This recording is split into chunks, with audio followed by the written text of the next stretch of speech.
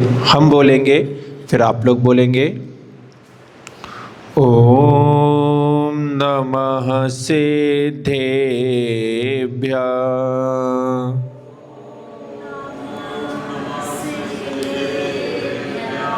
ओम नमः सिद्धेभ्यः।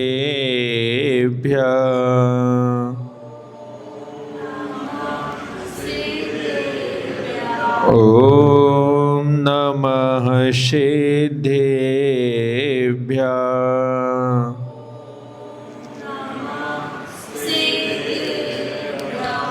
मंगलम भगवान अरहन् मंगलम विषभोजिना मंगलम पूज्यपादार्यो पंथो जिनागमोस्तुतं जिनागम पंथ मंगलम। राणं शरणं मे दंशणं च शरणं चर्य शरणं च तव संयमं च शरणं भगवन् शरणो महावीरो भगवन् शरणो महावीरो भगवन् शरणो महावीरो। राग में तुम नहीं, द्वेष में तुम नहीं, ना विभावों में तुम, क्लेश में तुम नहीं। पा लिया आपने आप में आप धन, हे विमर्श गुरु आप को शत नमन। हे विमर्श गुरु आप को शत नमन।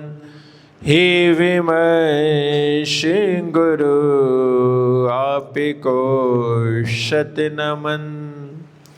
जबले दिव्य जशी आदिनाथ भगवान की, दिव्य कैसी चिंतामणि पार्श्वनाथ भगवान की, वर्तमान शशनिक जशी महावीर स्वामी की, परम निवाले संत राष्ट्र की समचा गुरुदशी महेश सागर महाराज की, जिनागम पंथ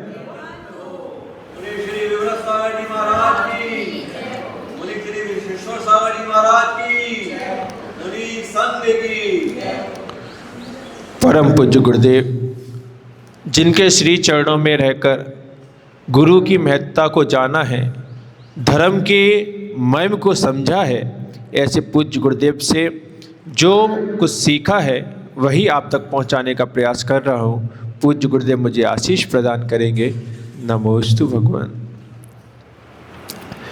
संतों की निर्मल वाणी होती आत्म कल्याणी, संतों की निर्मल वाणी होती आत्म कल्याणी। जिसका भाग्य उदय होता वो ही सुनता है प्राणी, जिसका भाग्य उदय होता वो ही सुनता है प्राणी। शूरी विमल सागर हो शूरी विमल सागर, हम सबको सुनाए रे। जीवन है पान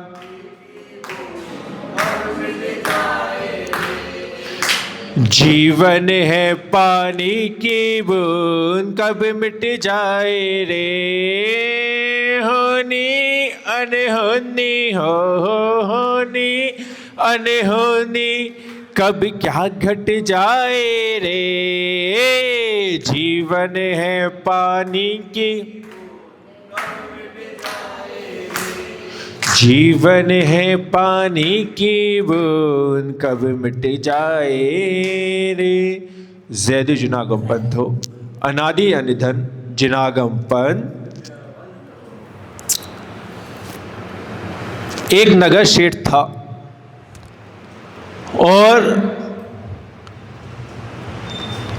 चूंकि नगर शेठ था इसलिए पूरे नगर में नाम भी था। पूर्व भव में संतों के लिए उसने दान दिया था, अरहंतों की महा आराधना की थी, महापूजा की थी, जिसके फल से वो नगर सेठ हुआ। घर में संतान का जन्म हुआ, पूरे नगर में खुशियां मनाई गई, पूरे घर में आनंद का माहौल था। कुछ समय हुआ और जीवन में सुख भी आता है, दुख भी आता है। कहा जाता है कि दुख से वे ही घबराते हैं जिन्हें या तो कर्म सिद्धांत पर श्रद्धा नहीं है या फिर जो इस संसार के स्वभाव को नहीं जानते। क्योंकि इस संसार में सच बात यही है कि जब भी इस संसार में सुख प्राप्त होता है वो दुख के बाद ही होता है।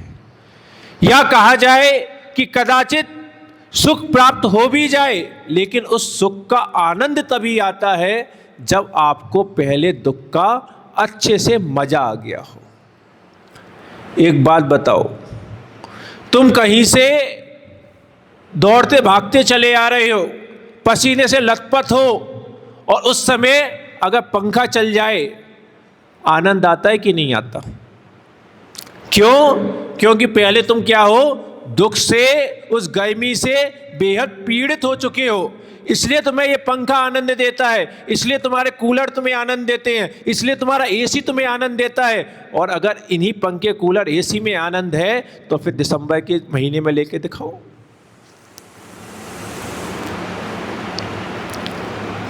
अच्छा एक बात बताओ, ये तो हो गई सर्दी गर्मी की बात। एक बात बताओ, भोजन करने में आनंद आता है कि नहीं आता? अगर भोजन करने में आनंद आता है, भोजन करने में सुख मिलता है, रोटी खाने से अगर सुख होता है तो एक बात बताओ, तुमने एक रोटी खाई सुख मिला कि नहीं मिला? मिला। दो रोटी खाई सुख मिलेगा नहीं मिलेगा? 3, 4, 5, 6, 7 क्या होगा? क्यों भाई, जब एक रोटी में सुख था तो दो रोटी में डबल हुआ कि नहीं हुआ सुख? 3 रोटी में ट्रिपल हुआ कि नहीं हुआ? जैसे एक फूल में सुगंध होती है तो 2 फूल में ज़्यादा होगी कि कम हो जाएगी? और अगर उस पूरी बगिया फूलों से भरी हो तो फिर ऐसी तो रोटी में होना चाहिए था। इसका तात्पर्य क्या है? पहले बेटा तुम जितने भूख से तड़फ चुके होगे, जितना तुम भूख से पीड़ित होगे, फिर तुम्हें रोटी उतना ही आनंद देगी। और जैसे ही तुम्हारा वो दुख समाप्त हो जाएगा, जो रोटी तुम्हें आनंद दे रही थी, जो साग सब्जी तुम्हें आनंद दे रहे थे, बड़े चाव से खा रहे थे, फिर क्या कहोगे? अब इसको दूर करो। इस संसार में सुख भी तभी सुख मालूम पड़ता है जब जीव दुख से ढंग से पीड़ित हो जाए। आप लोग शिखा जी की वंदना करने गए होंगे, वहां पर जब वंदना से थक जाते हो और वहां पर जो नींबू पानी मिलता है कितना आनंद देता है।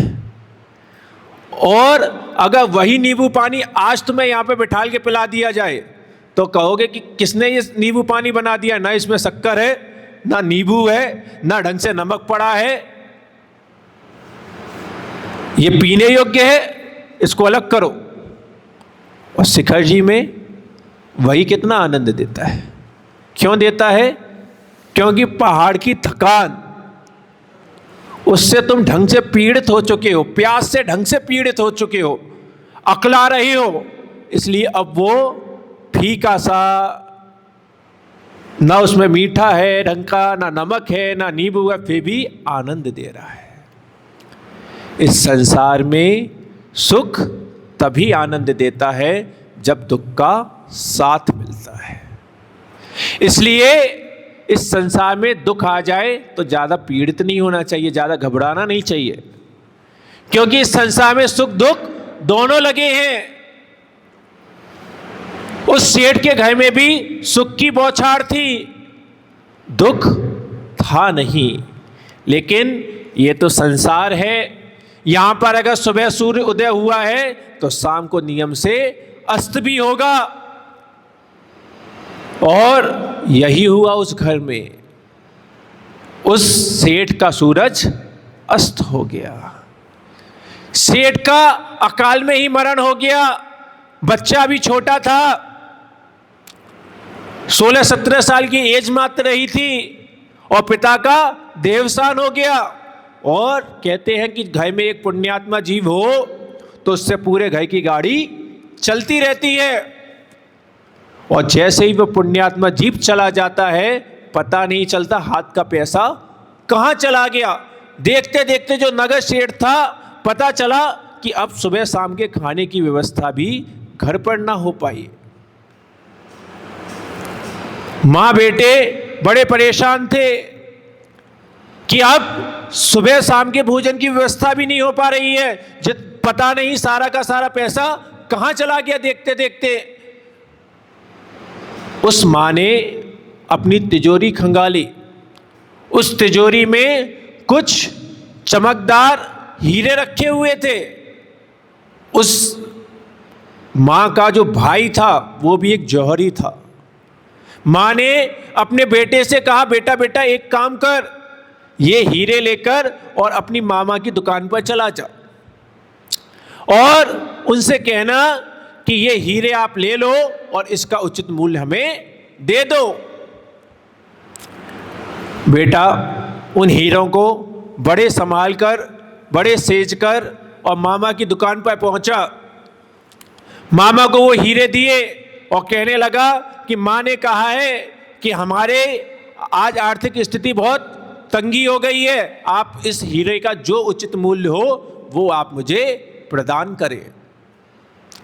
मामा ने उन हीरों को देखा, जौहरी थे, और फिर बोले कि बेटा अभी मार्केट में हीरों का मूल्य कम चल रहा है, अगर तुम इन हीरों को कुछ समय बाद बेचोगे तो अच्छा मूल्य मिलेगा, अभी बेचोगे बहुत कम मूल्य मिलेगा। तो वो बच्चा कहने लगा कि मामा लेकिन पैसों की जरूरत तो अभी है। तो फिर मामा ने कहा एक काम कर बेटा, तू मेरी ही दुकान पर नौकरी कर ले, तुझे पैसा भी मिल जाएगा और तेरे पिताजी जौहरी थे, तू मेरी दुकान पर रहेगा तो तू भी सुनारगिरी जौहरीगिरी सीख जाएगा। बेटे को बात रुचकर लग गई। बेटा अपनी मामा की दुकान पर और सीखने लगा, हीरो की परख सीखने लगा, हीरो की बनवाई गढ़ाई सीखने लगा। जब एक समय हुआ और वो पक्का जौहरी बन गया, तब फिर एक दिन मामा ने कहा एक काम कर बेटा, जो तेरे हीरे थे उन हीरों को ले आ, क्योंकि अब मार्केट में हीरे का मूल्य बढ़ गया है। बेटा गया, दौड़ा दौड़ा गया, उसने अलमारी खोली, अलमारी में से उस हीरो को निकाला, एक हीरे को निकाला, छोड़ दिया, दूसरे हीरे को निकाला, छोड़ दिया, तीसरे हीरे को निकाला, छोड़ दिया, पूरे के पूरे उसने एक एक हीरा देखा, हर हीरे को वहीं पर छोड़ दिया और खाली हाथ मामा की दुकान पर आ गया। मामा ने कहा क्यों बेटा, आज हीरे नहीं लेकर आए? ले आओ, बहुत अच्छा मूल्य चल रहा है। कहने लगा मामा क्षमा करना, तब तक पता नहीं था, तब तक ज्ञान नहीं था। जिनको मैं हीरे समझ रहा था वो तो केवल चमकदार कांच के टुकड़े थे। मामा ने क्या किया था? उन्होंने केवल इतना नहीं बताया था कि तेरे हीरे नकली हैं, ये कांच के टुकड़े हैं, क्योंकि जीव विपरीत बहुत जल्दी सोचने लगता है। अगर उस समय मामा कह देते कि तेरे हीरे नकली हैं तो हो सकता था कि बच्चा सोचने लगता कि मामा की ही नीयत खराब हो गई है, ये मेरे हीरो का मूल्य नहीं देना चाहते, इसलिए इन हीरो को कांच का कह रहे हैं। मामा ने क्या किया? हीरे की परख करना सिखा दिया। अपने हीरे की स्वयं परख कर पता चल जाएगा कितना असली है, कितना नकली है। यही काम गुरुजन किया करते हैं। गुरुजन कभी भी जबरदस्ती तुम्हें धर्म के मार्ग पर नहीं चलाते। गुरुजन जबरदस्ती तुम्हें जिनेंद्र देव के पास नहीं पहुंचाते। गुरुजन जबरदस्ती तुम्हें मां जिनवाड़ी तक नहीं पहुंचाते। गुरुजन जबरदस्ती तुम्हें गुरुचर्या में नहीं लगाते। वे सबसे पहले तुम्हारे इस हीरे जैसी पर्याय का मूल्य तुम्हें समझाते हैं। मैंने कल भी कहा था कि गुरु वो हस्ती होते हैं जो खाली दीपक को भी प्रभु की आरती के योग्य बना देते हैं। लेकिन बस इतना जरूर है कि भुजा दीपक तो आरती के योग्य हो सकता है, लेकिन जो पूरी रूप से खाली है वो कभी भी ज्योति के योग्य नहीं होता। सबसे पहले अपने दीपक में श्रद्धा का घी होना चाहिए। सबसे पहले अपने दीपक में समर्पण की बाती होना चाहिए। तब गुरुजन आते हैं और उस दीपक को प्रज्वलित कर देते हैं, क्योंकि प्रज्वलित दीपक ही मांगलिक होता है। जब भी कोई व्यक्ति कहीं जा रहा होता है, आप उसकी दीप आरती उतारते हो तो बुझे हुए दीपक से उतारते हो कि प्रज्वलित दीपक से उतारते हो? प्रज्वलित दीपक मांगलिक है। लेकिन दीपक प्रज्वलित कब होगा? जब उसमें श्रद्धा का घी होगा, समर्पण की बाती होगी। सबसे पहले अपने दीपक में और कुछ कह पाओ ना कह पाओ, लेकिन समर्पण और श्रद्धा जरूर लेकर आना। जब भी जिनालयों में आओ, गुरुजन के पास आओ, तो इस भाव के साथ आना कि मैं क्यों आ रहा हूं। मैंने एक दिन और भी कहा था, मैं क्या कर रहा हूं, इससे पहले इस बात पर विचार करना कि मैं क्यों कर रहा हूं। मैं अगर जिनालय में आ रहा हूं तो क्यों आ रहा हूं। मैं गुरुजन के पास आ रहा हूं तो क्यों आ रहा हूं। एक बार हम लोग जतारा नगरी में थे, हमारे साथ एक मुंदराज और थे। हम जो मुंदराज थे, हम दोनों मुंदराजों की आपस में काफ़ी वार्तालाप, हंसी मजाक होता ही रहता है। लेकिन जो मुंदराजों का हंसी मजाक होता है वो तुम्हारे हंसी मजाकों जैसा फूहड़ नहीं हुआ करता। उसमें कोई ना कोई ज्ञान का तत्व छिपा होता है। हम दोनों मुंदराज जतारा में एक वेदिका पे दर्शन कर रहे थे। मैंने मुंदराज से बोल दिया, मैंने कहा कि तुम खुद भगवान हो। सो कहने लगे हाँ हैं। मैंने कहा शर्म नहीं आती, खुद भगवान होके और दूसरे भगवान के सामने झुक रहे हो। क्योंकि मुंदराज कौन है? मुंदराज अगर निश्चय ने ऐसे देखोगे तो सबकी आत्मा ही भगवान है। अप्पा सो परमप्पा, जो आत्मा है वही परमात्मा है। इसलिए अगर निश्चय ने ऐसे देखा जाए तो वैसे भी सब आत्माएं परमात्मा हुआ करती हैं। लेकिन अगर व्यवहार ने ऐसे भी देखा जाए, व्यवहार की पर्याय को भी देखा जाए, तब भी पंच परमेष्टि होते हैं कि नहीं होते? पंच महागुरु होते हैं कि नहीं होते? तो जिस पंच महागुरु में अरहंतों का नाम है, उन्हीं में मुनिराजों का भी नाम है। तो मैंने कह दिया, मैंने कि तुम खुद भगवान हो और भगवान के सामने रोजाना झुकते हो, शर्म नहीं आती? क्या बोले? देखो मुनिराजों का चिंतन। बोले कि महाराज शर्म तो बहुत आती है, लेकिन जब जब एक बुझा हुआ दीपक किसी प्रज्वलित दीपक के सामने झुकता है तो वो इसलिए ही झुक रहा है क्योंकि मुझे भी एक दिन इसी जैसा प्रज्वलित होना है। भगवान के सामने जब भी झुको तो दो चीजें देखना। तुम्हारे पास दो नेत्र हैं, दो नेत्रों से दो चीजें देखना। एक से भगवान की पवित्रता देखना, एक से अपनी स्वयं की मलिनता देखना। अभी बड़ा गड़बड़ है। अभी क्या है? अभी भी तुम्हारे पास दो नेत्र हैं, तुम अभी भी पवित्रता देखते हो, अभी भी मलिनता देखते हो, लेकिन पवित्रता स्वयं की देखते हो, मलिनता पड़ोसी की देखते हो। पड़ोसी क्या कर रहा है? देखो ये मंदिर नहीं आता, देखो ये भाव से दर्शन नहीं करता। एक माँ बोली कि महाराज जी मैं रोजाना पूजा करती हूँ और रोजाना देखती हूँ कि मेरे जो पड़ोस में लेडीज बैठती है उसका पूजा में बिल्कुल मन नहीं लगता। जो भी दर्शन करने के लिए आए तुरंत देखने लगती है। मैं पूरी पूजा में उसी को देखती रहती हूं कि उसका मन नहीं लगता। मंदिर में घंटा बज जाए तो देख ले, मंदिर में कोई आ जाए तो देख ले, मंदिर में कोई जा रहा है तो देखे, बिल्कुल मन ही नहीं लगता उसका पूजा में। मैंने कहा मां, उसका नहीं लगता कि तेरा नहीं लगता। अरे जब मंदिर में कोई आ रहा है, कोई जा रहा है, कोई घंटा बजा रहा है, वो तो तभी देख रही है, और तू हर समय उसी को देख रही है।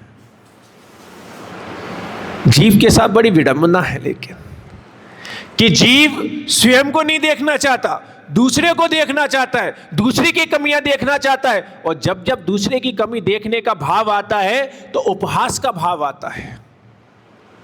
लेकिन जब जब स्वयं की कमी देखने का भाव आता है तो फिर उस कमी को दूर करने का भाव आता है। बरसात के दिन हो, आप किसी विवाह आदि आयोजन में चले जा रहे हो, विवाह आयोजन में जाते हुए आप पैदल जा रहे थे, रास्ते में कीचड़ हो रही थी, आपका मित्र भी आपके साथ जा रहा था, मित्र की पैंट पर छींटे आ गए और मित्र उन्हीं छींटे लगे हुए पैंट से और विवाह स्थान पर पहुंच गया। जब उसके पैंट पर छींटे लगे देखते हो तो क्या आता है? हंसी का भाव आता है। और कोई तुमसे कह दे कि भाई साहब थोड़ा सा मुड़ के देखो, तुम्हारी भी पैंट पर छींटे लगे हैं, तुमने मुड़ के देखा कि पैंट में छींटे लगे हैं, अब क्या करोगे? हंसोगे कि उन छींटों को दूर करने का प्रयास करोगे? तुरंत अपने उन छींटों को दूर करने का प्रयास करोगे। इसलिए मैंने कहा कि दो तुम्हारे पास नेत्र हैं, एक से भगवान की पवित्रता देखना, गुरु की पवित्रता देखना, और एक से अपनी ही मलिनता देखना। केवल गुरुओं के पास आते हो, गुरुओं के जय जयकार मत करो। एक पंडित जी आए और कहने लगे भगवान महाराज जी आपकी जय हो। मैंने कहा पंडित जी तुम्हारी भी जय हो। तो कहने लगे महाराज जी कैसी बात करते हो, हम कहां आप कहां? मैंने कहा पंडित जी हम तो जहां वहां हैं ही हैं, अब तो तुम जहां हो उससे आगे बढ़ने का विचार करो। मैं ये नहीं कह रहा कि तुम्हारी जय है, मैं क्या कह रहा हूं, तुम्हारी जय हो। अरे वो प्रयास करो, पुरुषार्थ करो, जिस स्थान पर बैठे हो उस स्थान पर बैठकर केवल संतुष्ट मत हो जाओ। आज क्या हो रहा है? आज हमारे अंदर जो उदासीनताएं आ रही हैं धर्म को लेकर, जो धर्म को लेकर ऊब पैदा हो रही है, सच बात यह है क्योंकि आपने यहां पर अपना अंतिम पड़ाव मान लिया है। आप दुकान पर जाते हो, पैसा कमाते हो, पैसा कमाने की कोई लास्ट लिमिट रखी है क्या कि बस ये, इसके बाद नहीं? जो तुमने रिश्तेदारों की फौज बनाई है, क्या उसकी कोई लिमिट रखी है कि बस इतने में, इससे ज्यादा नहीं, बस इतने रिश्तेदार, इससे ज्यादा नहीं? घूमने फिरने की लिमिट बना ली हो कि बस अपनी सिटी से 100 किलोमीटर दूर, उससे ज्यादा नहीं? कहीं कोई लिमिट है क्या? कोई लिमिट नहीं है। पर धर्म के क्षेत्र में यहां पे लिमिट है, बस सुबह सुबह अभिषेक, इससे ज्यादा नहीं।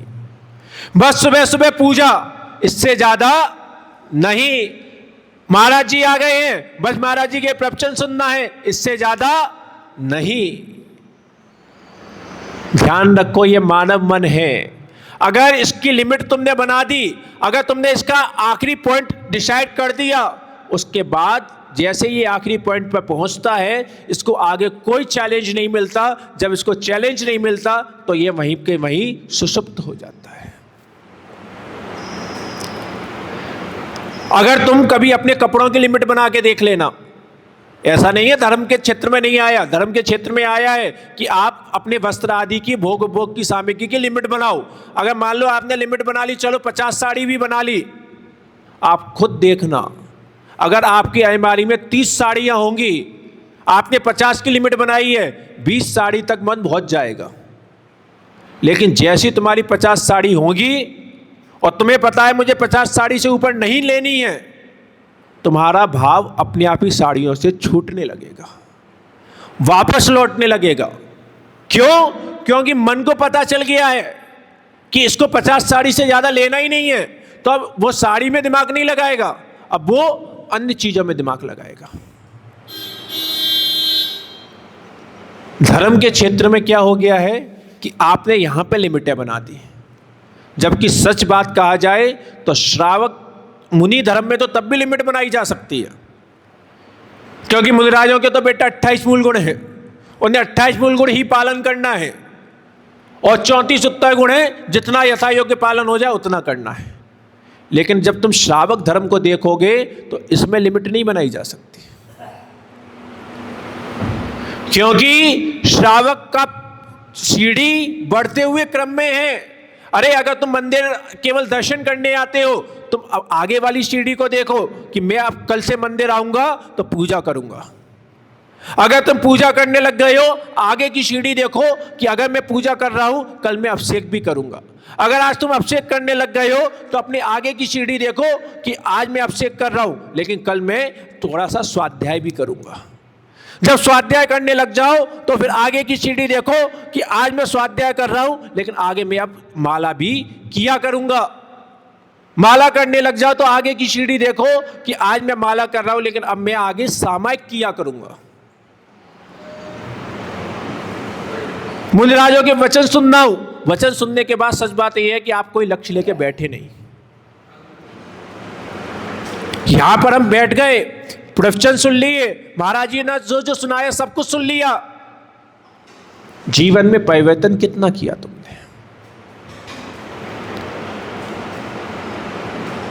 मैं जब से यहां पर आया हूं तुम लोग बहुत ध्यान से प्रवचन सुनते हो, हर बात पे हाँ हाँ भी करते हो, हर बात पर पूरा रिस्पॉन्स भी करते हो, लेकिन जीवन में परिवर्तन हो रहा है या नहीं हो रहा? तुम रोज यहां पर आके बैठते हो, रोज मेरे साथ सहयोग करते हो, रोज मेरे साथ वार्तालाप करते हो, रोज मेरी वार्तालाप सुनते हो, लेकिन ध्यान रखना ये सहयोग नहीं है, ये केवल देखना हो रहा है, ये केवल मिलन हो रहा है, लेकिन ये सहयोग नहीं हो रहा। सहयोग वो है जहां पर परिवर्तन होता है। जैसे एक बीज होता है, अगर बीज को भूमि में रख दिया जाए, भूमि के ऊपर रख दिया जाए, तो वो भूमि से मिला तो, लेकिन वो बीज कभी अंकुरित हो पाएगा क्या? जो बीज भूमि के ऊपर मात्र रख दिया गया है, देखने में भले ही कोई कह दे कि ये इस बीज ने भूमि का सहयोग किया है, लेकिन वास्तविकता यह है कि इस बीज में कोई परिवर्तन होने वाला नहीं है। बीज में परिवर्तन कब होगा? जब वो भूमि के लिए पूरी रूप से समर्पित हो जाएगा, अपने अस्तित्व को मिटाकर और भूमि में मिल जाएगा। जिस दिन वो अपने अस्तित्व को मिटा के भूमि में मिल गया, उसमें कुछ परिवर्तन हो गया, तो फिर वो बीज बीज ना रहेगा, वो बीज अंकुरित होगा, उसमें पौधा बनेगा, वो वृक्ष बनेगा। तुम लोग बहुत महाराजों की सहयोग प्राप्त कर चुके हो, कोई मैं पहला नहीं हूं, मैं जानता हूं।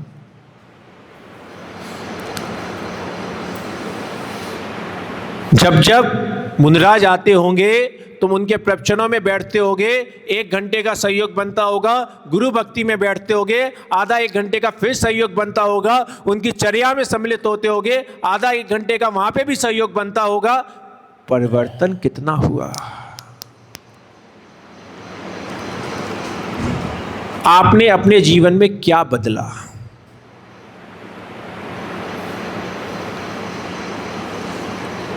अरे वर्ष के एंड में अपने खाते बनाते हो, कम से कम एक मुनिराज आए हैं, मुनिराज चले गए हैं, उसी को एनालाइज कर लो। दुकान पे एक ग्राहक आता है, चला जाता है, उससे जो बिक्री होती है, जो आमदनी होती है, उसको भी तो एनालाइज करते हो। क्यों मंत्री जी?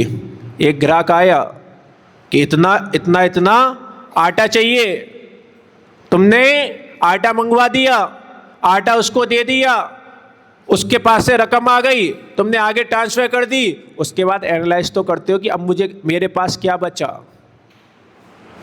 क्योंकि वो तो वहां से आया, एक के पास से आया, दूसरे के पास चला गया, तुम तो केवल बीच के मीडिएटर थे, लेकिन तुम्हारे बीच में जो उसका सहयोग बना था उससे तुम्हें प्रॉफिट हुआ कि नहीं हुआ? ऐसे ही मुनराज है, एक समाज से आए हैं, दूसरी समाज में चले जाएंगे, तुम बेटा बीच के मीडिएटर हो, तुम्हें बीच में सहयोग मिल गया है, लेकिन जो बीच में सहयोग मिला है इसका तुम्हें प्रॉफिट कितना हुआ? प्रॉफिट हुआ कि लॉस हुआ कि कुछ नहीं हुआ? कम से कम अपने जीवन को एनालाइज तो करो कि हम मुनराज की इतनी बातें सुन रहे हैं, इतनी बातें सुन रहे हैं, लेकिन उससे फर्क क्या पड़ रहा है? अभी एक दिन विवेक की नाम है ना, विकास भैया से एक दिन बात हो रही थी, मैं ऑल आउट के विषय में बता रहा था कि ऑल आउट तुम लोग जलाते हो, इसमें संकल्प हिंसा करते हो, तो फिर बोलने लगे कि महाराज जी उसके लिए तो जरूरी है, उसके बिना चल नहीं सकता है। फिर मैंने जब पूरा अच्छे से बता दिया, मैंने कहा ऐसे ऐसे जीवों की हिंसा होती है, ये सब तुम्हारे शत्रु बन रहे हैं, तुम्हें पाप कर्म का बंद हो रहा है। लेकिन फिर बाद में मैंने बोल दिया, वैसे मुझे पता था लेकिन फिर भी मैंने भाव लेने के लिए ही बोला था। मैंने कहा लेकिन तुमको बोलने से क्या फायदा, तुम कौन से बदलोगे? तो फिर कहने लगे नहीं महाराज जी, सुनने से कुछ तो असर आएगा, अभी तक 5 घंटे जलाते थे, 6 घंटे जलाते थे, तो 1 घंटा तो कम जलाएंगे, कम से कम 1 घंटे का तो परिवर्तन आया ना। और अगर हमारे जीवन में कुछ ही परिवर्तन नहीं आ रहा, हमारे वही ढर्रा चल रहा है कि हमें वही 1 पूजा 2 पूजा करनी थी, वही हम पूजा करके आ जाते हैं, हमें वही अभिषेक करना था, वही अभिषेक करके आ जाते हैं, या हम केवल मुट्ठी भर चावल लेकर आते थे, आज बस मुट्ठी भर चावल और भगवान को चढ़ा के चले जाते हैं। तो तुम्हारे जीवन में परिवर्तन क्या हो रहा है?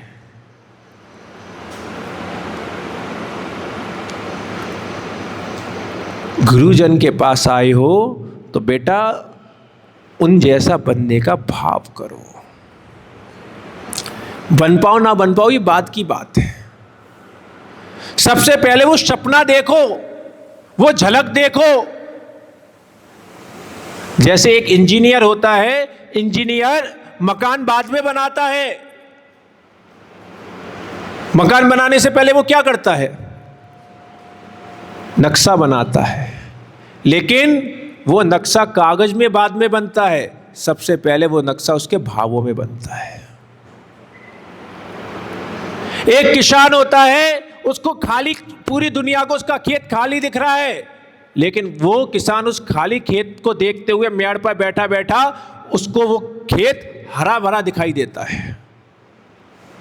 जब वो हरा भरा खेत देख पाता है तभी वो अनाज का दाना उस खेत में डाल पाता है। अगर उसको वो खेत हरा भरा ना दिखाई दे तो वो अनाज का दाना कभी खेत के लिए समर्पित ना कर पाएगा, अपने लिए समर्पित कर लेगा। लेकिन वो किसान जब उस खाली खेत में, उस भरे हुए खेत को देखने लगता है, तब उसके मन में भाव आता है कि अगर मैंने ये अनाज अपने लिए समर्पित कर दिया, ये अन्न स्वयं खा लिया, तो क्या होगा? अन्न केवल मल बन के रह जाएगा। और अगर मैंने ये भूमि के लिए समर्पित कर दिया तो क्या होगा? इस मुट्ठी भर दाने से ही पूरा खेत भर जाएगा। बारह भावना में आता है ना,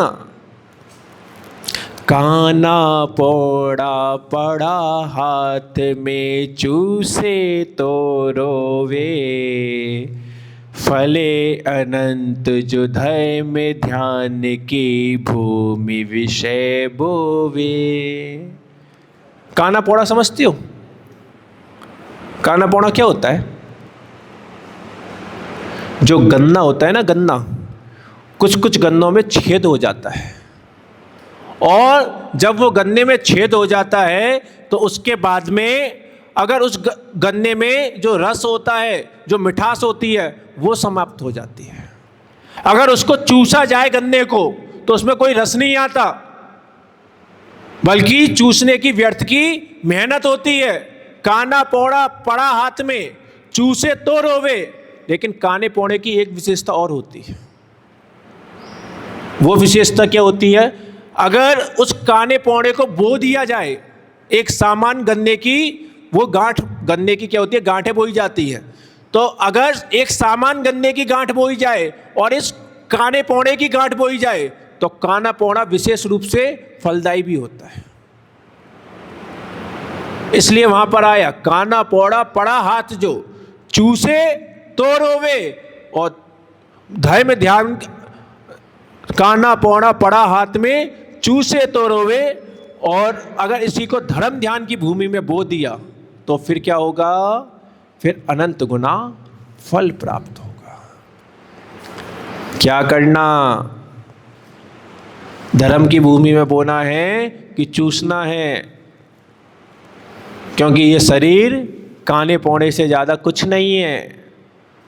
कितना सुख मानते हो अपने शरीर में, लेकिन विचार करो, जिस शरीर के कारण इतने पागल हुए जाते हो, स्वयं के शरीर के लिए भी पागल हो रहे हो, दूसरे शरीर के लिए भी पागल हो रहे हो। अगर इस शरीर के ऊपर से मक्खी के पंख के बराबर भी स्किन अलग हो जाए, देख भी नहीं पाओगे।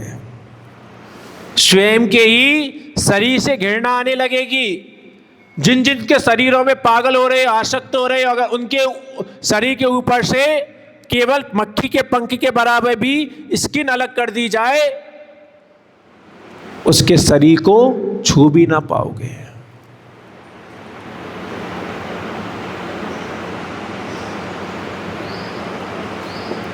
जो सबके सब इन चेयरों पर बैठकर सुन रहे हो, ये क्या बता रहा है कि बेटा ये काना पौड़ा है। जिस शरीर में इतना सुख मान रहे थे, जिस पैरों से पहले कितना दौड़ लगा देते थे, अब जब चलते भी हो तो कैसी चाल चलते हो। पूज्य गुरुदेव ने इसलिए जीवन है पानी की बूंद में लिखा भजन में, अर्ध मृतक संवृद्धापन झुकी कमर शुक्ड़न शुक्ड़न। अर्ध मृतक संवृद्धापन झुकी कमर शुक्ड़न शुक्ड़न। हाथों में लकड़ी थामी चाल हो गई मस्तानी। हाथों में लकड़ी थामी चाल हो गई मस्तानी। यम के घर खुद जाने की जैसे मन में हो ठानी। यम के घर खुद जाने की जैसे मन में हो ठानी। बेटा बहु सोचे हो, बेटा बहु सोचे, डोकरो कब मर जाए रे। जीवन है पानी की बूंद। जब हाथों में लकड़ी आ जाती है तो कैसी चाल हो जाती है? मस्तानी हो जाती है। क्यों? क्योंकि ये शरीर का स्वभाव है। अब विचार करो, जिस शरीर को चूसने में लगे हुए हो, जिस काने पौड़े को चूसने में लगे हुए हो, इसको धर्म ध्यान की भूमि में नहीं बो सकते क्या? अरे धर्म ध्यान की भूमि के लिए ये नहीं कह रहा कि तुम साधु बन जाओ। सबसे बड़ी दिक्कत तो हमारे साथ यही है कि अगर साधु जन अगर कुछ नियम धर्म या कुछ तत्व की चर्चाएं करने लग जाए तो अपन को क्या लगता है कि साधु तो बस ये चाहते हैं कि हम भी साधु बन जाए। अब ऐसा थोड़ी ना है कोई साधु बन जाएगा। अरे भैया साधु मत बनो, घबराओ मत, श्रावक बन जाओ। श्रावक भी धर्म है। भगवान महावीर स्वामी ने दो धर्म कहे थे, मुनि धर्म और श्रावक धर्म। आप मुनि नहीं बन सकते, कोई बात नहीं है। 28 मूल गुणों का पालन नहीं कर सकते, कोई बात नहीं है। श्रावक के 6 आवश्यक पालन कर लो। क्या छूटता है तुम्हारा? ना दुकान छूटनी, ना घर छूटना, ना परिवार छूटना, ना रिश्ते छूटने, ना नाते छूटने, कुछ तो नहीं छूटना। और तुम्हारे लिए तो आचार्य भगवंतों ने छूट भी दे रखी है, मुनिराजों के लिए छूट नहीं है। मुनिराजों के लिए कह दिया बेटा 28 मूल गुण माने 28 मूल गुण, 27 भी नहीं हो सकते। लेकिन श्रावकों के लिए देखो कितनी छूट है। आचार्यों ने 11 प्रतिमाएं बताई हैं, श्रावकों के लिए बताएंगे कि साधुओं के लिए बताई हैं? श्रावकों के लिए बताई है। फिर कहते हैं 11 नहीं हो कोई बात नहीं, 10 का पालन कर लो, 10 ना हो 8 9 7 6 5 3 2 1। फिर भी श्रावक ने कहा हम पे तो नहीं होती पालन। अच्छा बोले कोई बात नहीं, नहीं होती ना, प्रतिमाओं को अलग कर दे, अब तू 6 आवश्यकों का पालन कर ले। देव पूजा, गुरुपास्ति, स्वाध्याय, संयम, तप और दान, इन 6 आवश्यकों का पालन कर ले। श्रावक ने कहा यह भी नहीं होता। उन्होंने कहा फिर कोई बात नहीं, 2 मूल गुणों का पालन कर ले, 2 कर्तव्यों का पालन कर ले, पूजा और दान। पूजा, जिनेन्द्र देव की पूजा, दान, आहार दान, 2 काम कर ले। श्रावक ने कहा यह भी नहीं हो पाता। उन्होंने कहा कोई बात नहीं, फिर तू अष्टमूल गुणों का पालन कर ले। 5 उदंबर फल का त्याग, 3 मकार का त्याग, मध्यमास मधु का त्याग, पानी छान कर पीना, रात्रि भोजन का त्याग, रोजाना देव दर्शन करना और जीव दया का पालन करना, इन अष्टमूल गुण का पालन कर ले। श्रावक ने कहा नहीं ये भी नहीं हो पाता। उन्होंने कहा अच्छा ये भी नहीं हो पाता, चल तो तू बच्चों वाले मूल गुण पालन कर ले, कुछ नहीं करना, 5 मकार, 3 मकार का, मध्य का त्याग कर दे, शराब का त्याग कर दे, मधु शहद का त्याग कर दे और मांस का त्याग कर दे, और 5 उदंबर फल, बड़ पापड़, ऊमा, कठोर और अंजीर, इन 5 का त्याग कर दे। कि वो क्या है, त्याग तो कर दूं पर शहद भी कभी कभी तो औषधि आदि में तो आ ही जाता है, कभी कभी फेस पैक पे लगाने में आ ही जाता है, तो ये भी नहीं हो पाएंगे, कुछ और हो तो बताइए। फिर आचार्य भगवान कहती है फिर बेटा अब मेरा आशीर्वाद लेता हुआ जा, क्योंकि जो तेरी हकीकतें हैं, तेरी हकीकतों के कारण जहाँ तू जाएगा वहाँ मेरा आशीर्वाद बहुत काम में आएगा। विचार करो आज हम कहाँ जा रहे हैं। इसलिए अगर ये काना पौड़ा हाथ में मिला है और इस काने पौड़े को अगर मुनि धर्म की भूमि में ना बोल पाओ तो श्रावक धर्म की भूमि में अवश्य वो।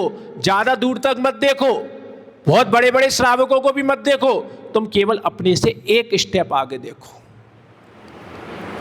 केवल जिस स्थान पर हो उस स्थान पर संतुष्ट मत हो जाओ। आज बस दिक्कत इतनी सी है, दिक्कत और कोई नहीं है, दिक्कत बस इतनी सी है कि आप लोग जिस स्थान पर हो, आप जो करते हो, कोई अभिषेक करने वाले भी हैं, कोई दर्शन करने वाले भी हैं, कोई पूजा करने वाले भी हैं, लेकिन जो जिस स्थान पर हैं वे उसी स्थान पर संतुष्ट हो गए। और जैसे ही व्यक्ति जिस पॉइंट पर संतुष्ट हो जाता है उसकी प्रोग्रेस वहीं से रुक जाती है। इसलिए अच्छा है ये हीरे जैसा जीवन मिला है, लेकिन इस हीरे की कीमत नहीं आ रही। अच्छा है कि आप इस हीरे की कीमत समझे, बहुत ज़्यादा आगे ना बढ़े, ना तुम बढ़ पाओगे ना मैं बढ़ाना चाह रहा हूँ, लेकिन बस जिस स्टेप पर हो उससे एक स्टेप आगे बढ़ने का प्रयास करें। आप सबका जीवन मंगल में हो, शुभ हो। इसी मंगल भावना के साथ संतों की निर्मल वाणी होती आत्म कल्याणी, संतों की जिसका भाग्य उदय होता वो ही सुनता है प्राणी, जिसका भाग्य